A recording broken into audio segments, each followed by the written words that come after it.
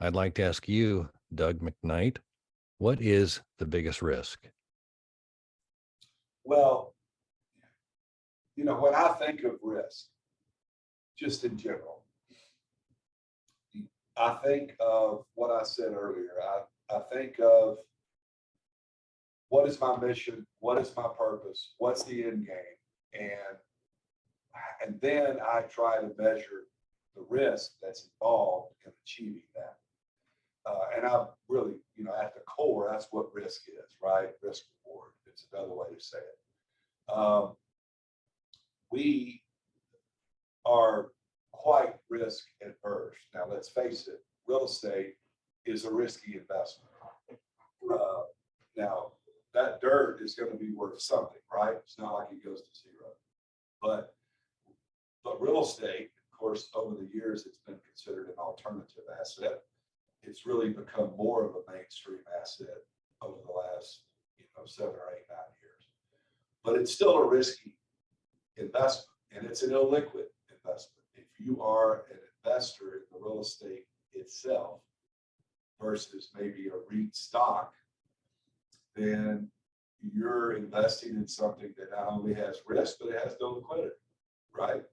So, those are variables that you have to weigh as an investor. As an owner operator, there is potential risk in every single element of the lifespan of owning that asset. From the day that you begin your underwriting and your due diligence, if you're not conservative enough, if you're not realistic enough, if you're not understanding the market or the data that you're being provided by the seller, whatever the case may be, if you're not doing that properly, that is a big risk if you underwrite the asset incorrectly. There's an expression that you always want to make money on the buy, right? And then when during the acquisition process, you have a risk of not putting the capital stack together properly, which is what we've already talked about. What kind of debt do I want? Do I want variable debt? Do I want fixed rate debt? If I'm going to do floating rate debt, variable debt, am I going to go buy rate caps in order to protect that exposure to interest rates? Certainly, with the rise in interest rates, that is certainly an element. And then during the lifespan of ownership of that asset, have you managed it properly? What's the risk of mismanagement? And that is a huge risk. It's also, and it's not a risk that can really be measured. I like to call the operational side is the secret sauce, because you can buy an asset right, you can have a phenomenal capital structure, but you can manage it right into the ground. So that is a big element of risk. From an asset management standpoint, that is where insurance comes into play. We often joke that we're probably overinsured in every asset we own. But I will tell you an interesting story. So we own a hotel in Pensacola Beach down on the Panhandle of Florida. And it was one of those 70s, 80s vintage outside corridor hotel that we basically took offline.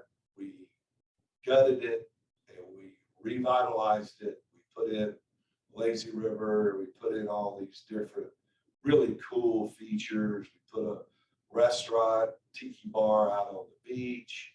We did all these things to this property, and it was performing amazingly well until the hurricane came along.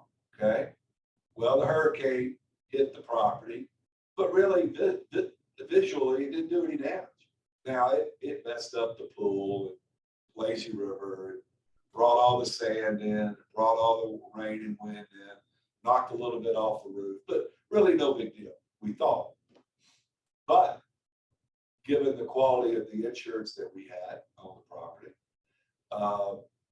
our inspectors and adjusters come in, and to their credit, they found within the walls, and they deemed it that it needed to be much more extensively repaired. Well, given that it is back in the 70s and 80s prior to current building code, the bottom part of that hotel was below sea level.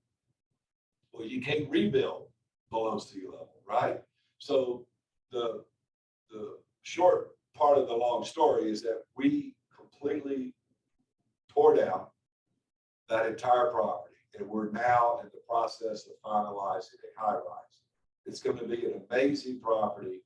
We've already returned our equity to our investors. We're still going to own it. It's going to be newer, fresher, and it's going to be a whole lot more valuable. And the good news is not only did no one get hurt, that's the best part, but our investors and us, we have a new asset. And if we did not have the proper type of insurance in that situation, everybody would have failed. And that speaks, I believe, to the focus that has to be put on insurance. Because oftentimes, and of course it depends on your lender, and it depends on what you're required to go out and do, but sometimes you'll see situations where assets are not properly insured, whether it's a fire at an apartment community or whether it's a hurricane at a hotel or et cetera. So we are a big believer in being properly insured. So I'm a big fan of insurance.